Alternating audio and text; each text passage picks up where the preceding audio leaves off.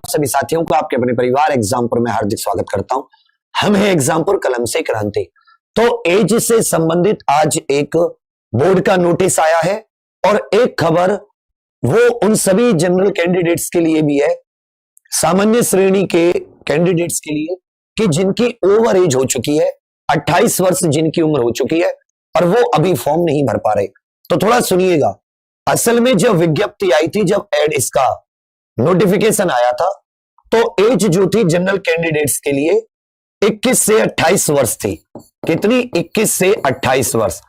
और इन्होंने जो कट ऑफ डेट रखी थी एज की, वो 1 जुलाई रखी थी कि 1 जुलाई 2021 को 21 पूरी हो जानी चाहिए और 28 से ज्यादा नहीं होनी चाहिए। तो इन्होंने उसमें क्या लिखा था कि 1 जुलाई 1993 से पहले का जन्म ना हो, 1/7/2000 के बाद का जन्म ना हो। अब इसको इन्होंने थोड़ा सा चेंज कर दिया है। ये जो आयु तो 21 से 28 ही चाहिए, लेकिन जन्म 2 जुलाई 1993 से पहले का नहीं होना चाहिए। 2 जुलाई 1993 से पहले का जन्म ना हो। 2 जुलाई 1993 से पहले का जन्म न हो और 1/7/2000 बाद का ना हो। तो जो 1 जुलाई 1993 था, उसे एक दिन बढ़ाकर 2 जुलाई 1993।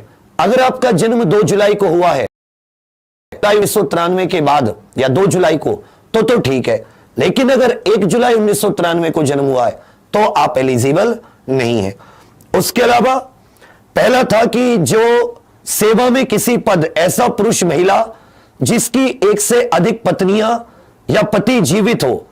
समझ रहे मेरी बात? समझना, इसमें जो द्विविवाह होते हैं, मतलब जिसकी पहले से एक बीवी है वो दूसरी शादी कर ले, या कोई पत्नी है जिसका पहले से एक पति है वो दूसरी शादी कर ले, ये लोग एलिजिबल नहीं होंगे। समझ रहे मेरी बात?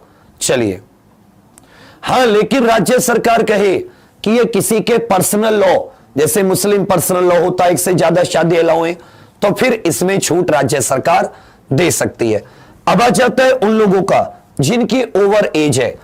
तो ये जो हाई कोर्ट में रिट चली थी ओवर एज के ऊपर, उसकी पहली सुनवाई हो चुकी है। हाई कोर्ट में रिट डली थी ओवर एज के ऊपर, और आप सभी लोगों को घबराने की जरूरत नहीं है।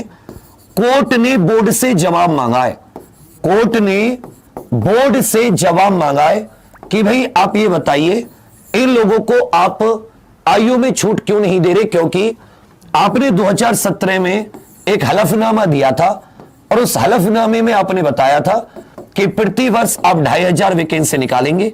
अब आप 4 साल की लगभग 9500 से अधिक वैकेंसी एक साल निकाल रहे हो।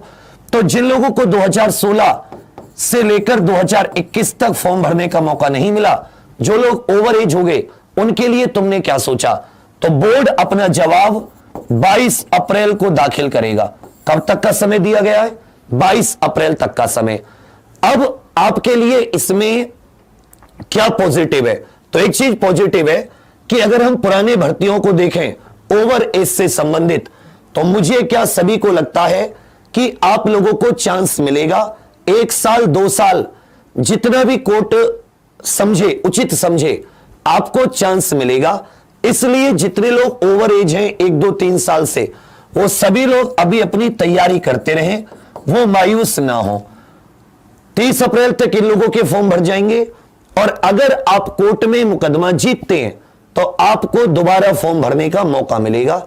इसलिए आप निश्चित होकर अपनी पढ़ाई करते रहें। बाकियों के लिए फिर से सुन लीजिए। जो पहले विज्ञप्ति आई थी वो 1 जुलाई 1993 सबसे पुरानी वो थी तिथि कि उससे पहले का जन्म नहीं होना चाहिए। अब उसको हटा के 2 जुलाई 1993 ये जनरल कैंडिडेट्स के लिए। बाकी ओबीसी, एससी, एसटी को 5 वर्ष की छूट मिलती है। ठीक है भैया, फॉर्म भरे जा रहे, क्लास लगातार चल रही है। अभी 6 बजे फिर से आपकी मूल विधि है। पूरे दिन रात एक